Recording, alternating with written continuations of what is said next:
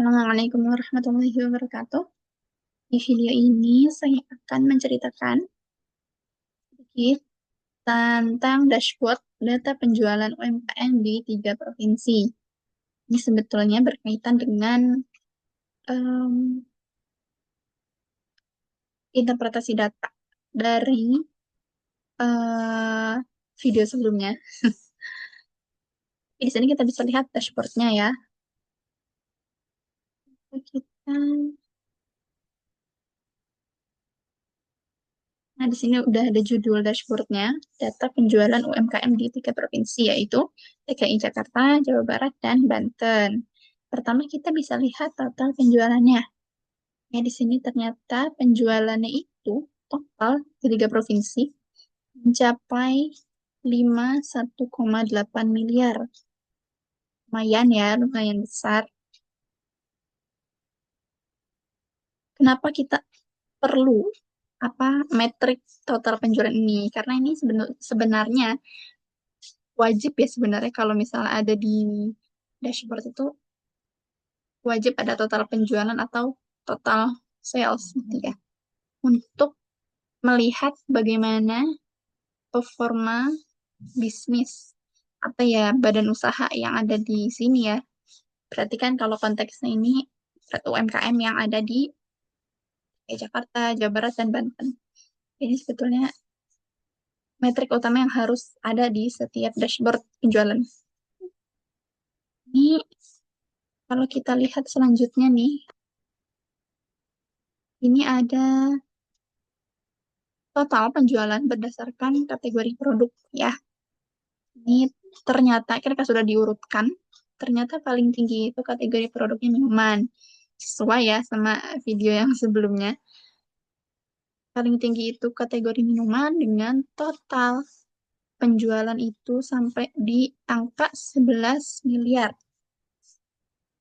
Kemudian diikuti oleh makanan ringan sebesar 8 miliar, roti dan kue juga 8 miliar, frozen food, dan olahan daging.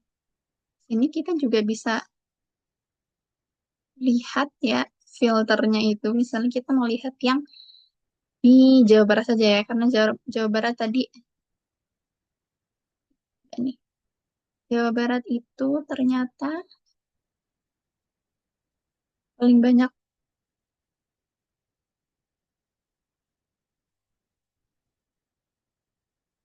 Oke,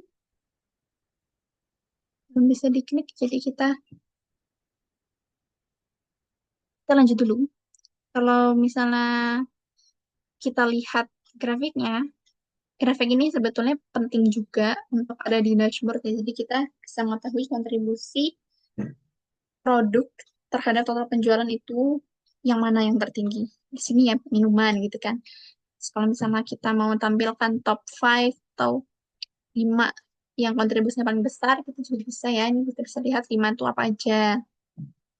Jadi ini manfaatnya kita jadi bisa melihat peluang ya peluang bisnis dengan di produk apa gitu ya untuk kategori apa.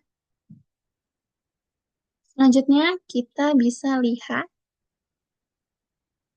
data UMKM yang sudah bersertifikasi halal ya. Kita bisa lihat visualisasinya di sini. Paling sebagian besar ya di sini sudah sebesar 80,59% itu sudah bersertifikasi halal. Ini artinya patut disyukuri ya. Di 3 provinsi ternyata 80% lebih itu sudah tersertifikasi halal UMKM-nya.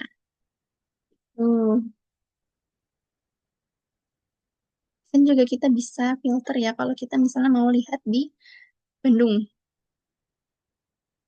Memang sebagian besar sudah ya tadi ya, jadi tidak begitu besar sebetulnya perbedaannya.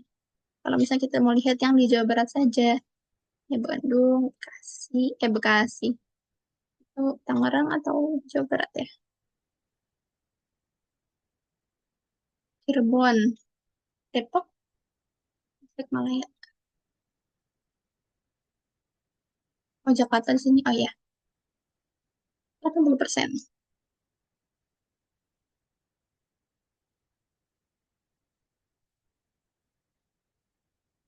Di Jawa Barat ya.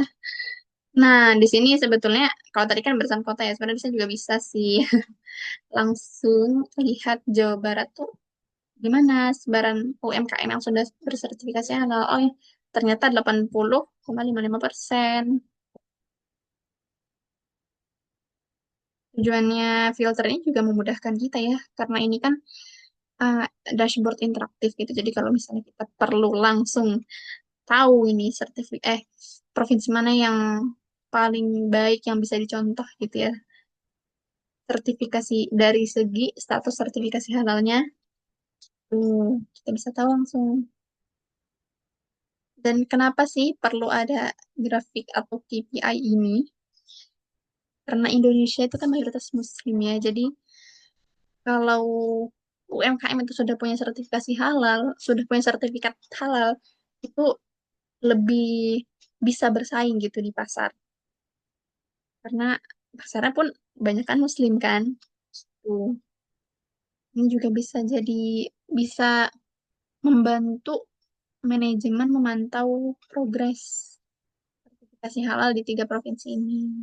Oh, ternyata sebagian besar sudah gitu. Selanjutnya di sini ada grafik tren total penjualan ya. Dan ini dibaginya per quarter. Karena hanya ada 2 tahun sebenarnya di datasetnya itu. Dibagi per quarter, ini total berarti ada 8 quarter ya. Kalau dilihat memang awalnya trennya tuh naik ya, perlahan-lahan naik. Tapi ternyata di 2025 turun. Kenapa nih? Kalau misalnya kita lihat di sini tren total itu puncaknya di akhir tahun 2024 ya. Kira-kira ini ada apa gitu di akhir 2025? Bisa di bisa dicari tahu gitu ya. Kenapanya? Nah, tren ini kenapa perlu ada di sini ya di dashboard KPI ini kenapa perlu ada? Karena kita jadi bisa melihat gitu tren total penjualan dari waktu ke waktu itu seperti apa. Kemudian kita juga bisa melihat tadi ya kalau kita tahu ini kenapa naik, ini kenapa turun, apa yang perlu diperbaiki gitu. Kita bisa evaluasi. Mungkin penjelasan sedikit terkait dashboard data penjualan ini ya, di 3 provinsi. Semoga bermanfaat. Wassalamualaikum warahmatullahi wabarakatuh.